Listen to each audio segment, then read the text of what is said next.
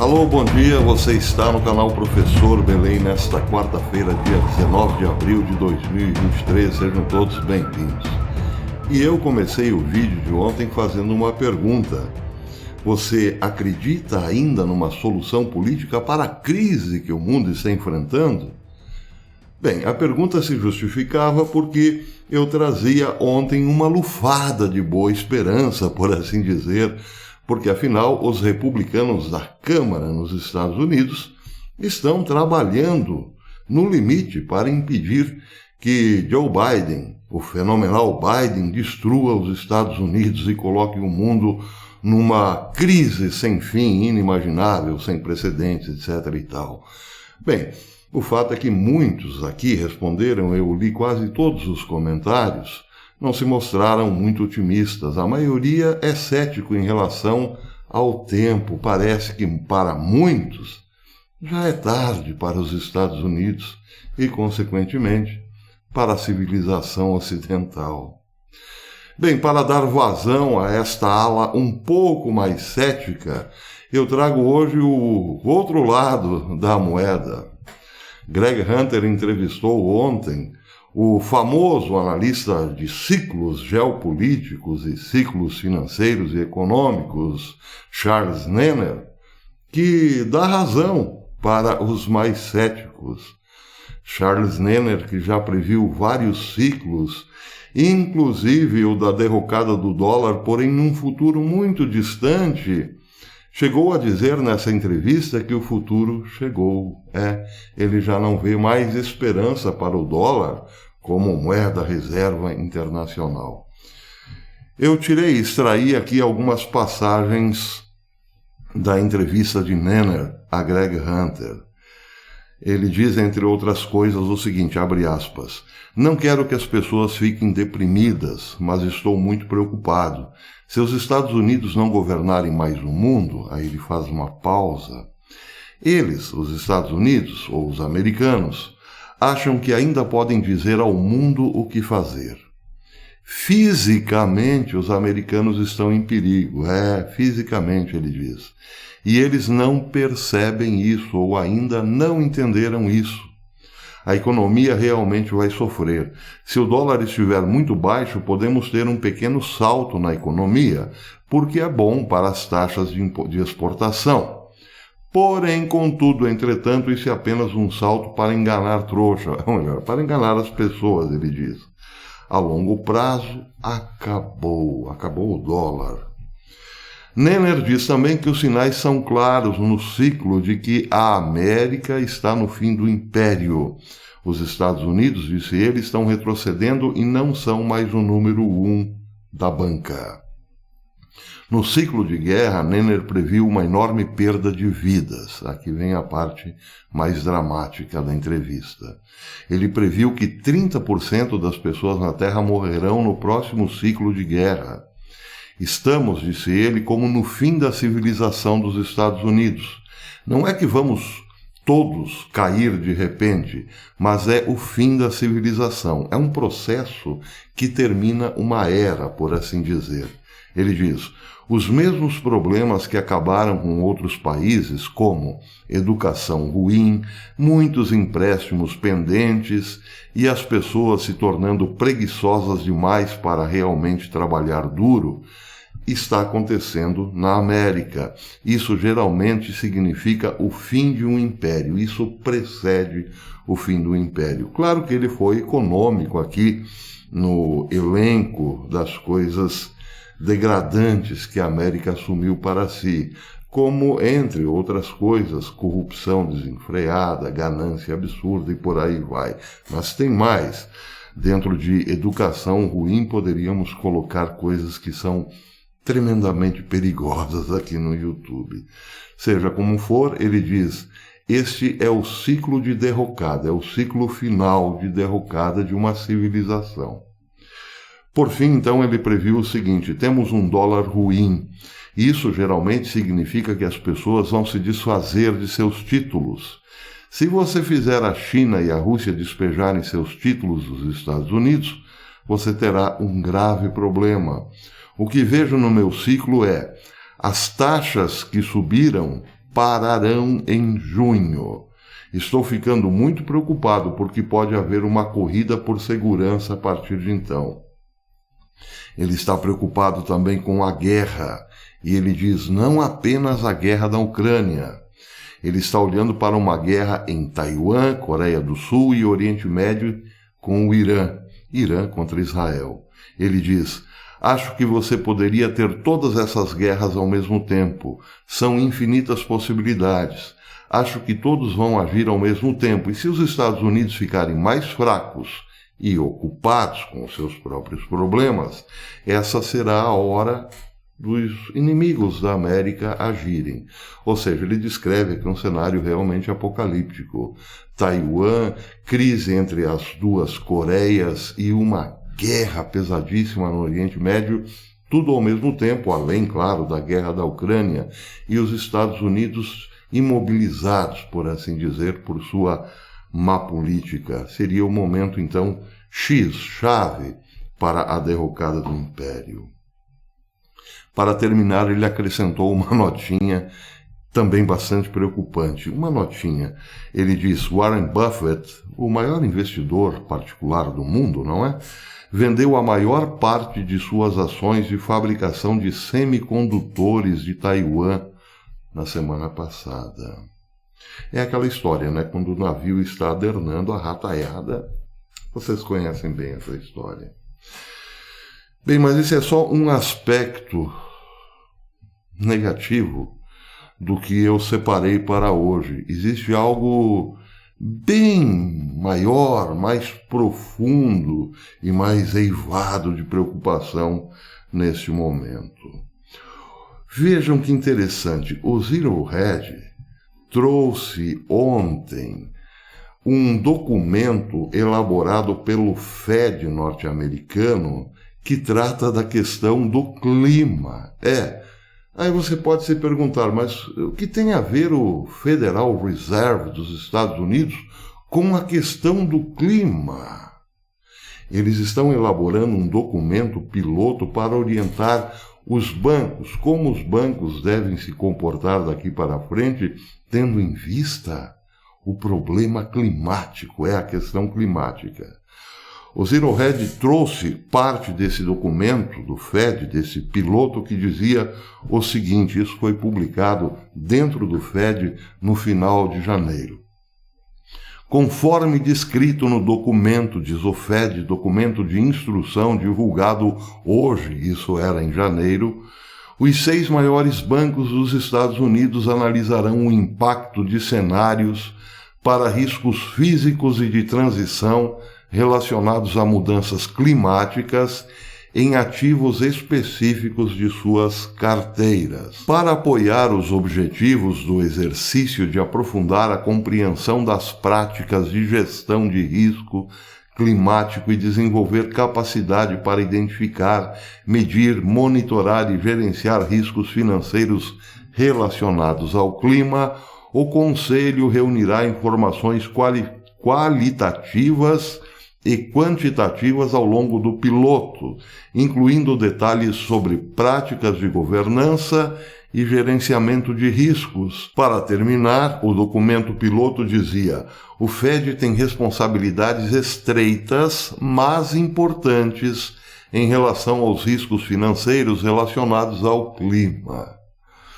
Para garantir que os bancos entendam e gerenciem seus riscos materiais, incluindo riscos financeiros das mudanças climáticas, o exercício que estamos lançando hoje aumentará a capacidade de supervisores e bancos de analisar e gerenciar riscos financeiros emergentes relacionados ao clima. Por enquanto, isso aqui parece um grande mistério. Mas, se começarmos a sondar esse mistério entre a relação de um financiamento bancário a uma atividade agrícola, por exemplo, que pode estar relacionada aos danos ao meio ambiente e ao clima, começaremos a entender que este documento do Fed prevê que o Fed poderá usar o clima como uma arma econômica ou financeira direcionada a determinados países ou estados que dependem fundamentalmente de empréstimos, como o do FMI, por exemplo, e assim por diante. Mas isso aqui é só a pontinha do fio do novelo. Perceberam? Ainda não? Prestem atenção nesta matéria, eu acho que tem tudo a ver, encaixa-se muito bem com a anterior. Esta foi publicada no Gateway Pundit hoje e diz o seguinte: os cultuadores da mudança climática estão agora culpando o aquecimento, culpando os campos de arroz pelo aquecimento global. A matéria diz que o extremamente globalista Bjorn Ole Sander, do International Rice Institute, observa que o arroz é responsável por cerca de 10% das emissões globais de metano, um gás que ao longo de 2 décadas retém cerca de 80 vezes mais calor do que o dióxido de carbono. Os cientistas dizem que se o mundo quiser reduzir as emissões de gases de efeito estufa, o arroz não pode ser ignorado. O problema do arroz não pode ser ignorado. Estão entendendo? Parece que já estão puxando um pouquinho mais o fio do novelo, não é não? O arroz, que os diferencia de outras culturas, tem uma camada de água parada no campo, segundo Bjorn. O que significa que não há troca de ar entre o solo e a atmosfera. Então, diz ele, isso significa que você tem no solo condições anaeróbicas. E isso também significa que existem diferentes bactérias ativas no solo do que você encontrará no trigo ou no milho. Bem, vamos fazer um recortezinho rápido. Os Estados Unidos estão quase que literalmente em guerra com a China. Pergunta-se, onde mais se consome arroz no mundo? Se você disse Ásia, acertou. Bem, parece que já puxamos um pouquinho mais o fio do novelo, não é não? A matéria termina dizendo que, abre aspas, citando Bjorn Ole Sander no AFP, sob a promessa global de metano, o Vietnã e vários outros grandes produtores de arroz na Ásia prometeram reduzir as emissões em 30% até 2020, entre 2020 e 2023. Mas os 2 maiores produtores, China e Índia, não assinaram o compromisso. E assim, entramos cada vez mais num colapso climático. Puxamos bem mais, não é? Já estamos quase com o novelo desmanchado, não é não? Bem, se já desmanchamos um pouco desse novelo, podemos, eventualmente, trabalhar com hipóteses conclusivas. Eu disse hipóteses. Uma delas, o FED elaborando um documento que servirá como arma para não permitir que países emergentes, como o Vietnã, por exemplo, continuem vendendo ou comercializando suas commodities, como o arroz para a China, por exemplo, porque ou o Vietnã fornece arroz para a China ou destrói o planeta. As duas coisas ao mesmo tempo não dá, não é? E isso num momento delicadíssimo da história. Pois é. Outra conclusão também hipotética, por assim dizer, é que toda essa história de que o planeta está entrando numa derrocada climática por culpa dos plantadores de arroz ou dos peidos das vacas foi criada exatamente para que países emergentes jamais crescessem e o Império Norte-Americano, com os seus globalistas felizes, continuasse reinando absoluto sobre a Terra. Também mais uma hipótese considerável, não é mesmo? Aliás, essa hipótese nem é minha. Esta é a do famoso escritor Joseph Farrell. Eu deixei para o final esta parte. Comentando este futuro documento do FED, este piloto, ele diz o seguinte: A maioria dos leitores dos meus livros sabe que eu não vejo a modificação do clima e a tecnologia de manipulação como uma questão do futuro distante da ficção científica, mas como uma realidade atual e um fato consumado. O clima, diz ele, e a capacidade de manipulá-lo e dirigi-lo, exacerbar ou amortecer a intensidade das tempestades, intensificar correntes de ar ou inundações, ou causá-los, dirigir tornados ou causá-los, todas essas possibilidades eu vejo como mais ou menos realizadas. Estou aqui com Eliana Freeland e sua declaração de que, devido à existência e ao uso de tais tecnologias, não existe mais clima puramente natural. Bem, quando a gente chega nesta parte aqui, não existe mais clima puramente natural, a vontade que nos dá é abandonar tudo, deixar tudo para lá e cuidar da salvação da alma, porque não resta mais notícias para dar, nem o que fazer nessa vida, não é mesmo? Bem, ainda não é o caso. Mas, se não existe mais clima puramente natural, a pergunta óbvia a se fazer é o que existe então? Manipulação, não é mesmo? É tudo por causa dessas tecnologias feitas pelo homem, e notem que feitas pelo homem não significa nem incluem a narrativa apocalíptica usual do desastre climático causado por peidos de vaca, ou combustíveis fósseis, ou qualquer um dos absurdos que normalmente são associados às mudanças climáticas.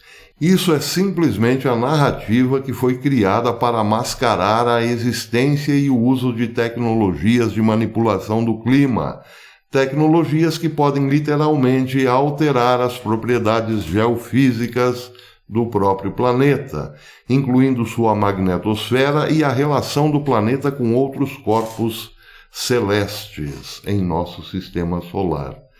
E aqui parece que dá para fazer, principalmente, pelo menos para os leitores atentos das Escrituras, os leitores das profecias de Isaías, por exemplo, dá para fazer um link com a profecia que dizia que um dia a Terra cambalearia como um bêbado pelo universo sem fim. Para que fique claro, termina Farrell dizendo, é a busca militar secreta por tais tecnologias de manipulação do planeta como o controle do clima, com o propósito de multiplicadores de força, que é a verdadeira crise climática. A crise climática, então, é só uma narrativa e também uma manipulação climática por agentes militares, em resumo. Não o seu criador de gado local ou plataforma de petróleo, e eu incluiria agora mais recente os campos de arroz. A mudança climática é narrativa pública projetada para ocultar essas operações de busca tecnológica, assim como os OVNIs foram e são parte de uma narrativa projetada para ocultar a pesquisa de aquisição de tecnologias aerodinâmicas e de propulsão avançada.